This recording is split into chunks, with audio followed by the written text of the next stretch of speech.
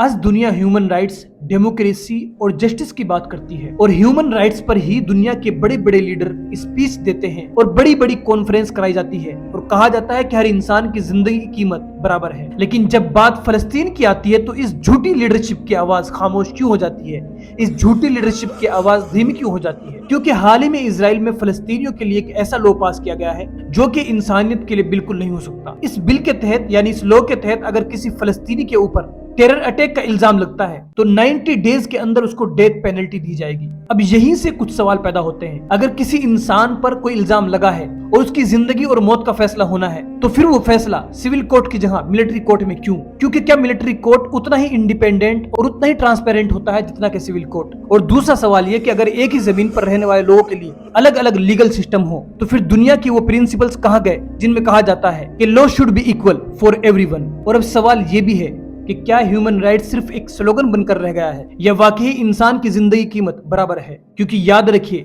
इंसाफ तभी इंसाफ होता है जब वो सबके लिए बराबर हो। इसीलिए ह्यूमन राइट भी तभी मीनिंगफुल हो सकता है जब वो हर जगह फॉलो किया जाए।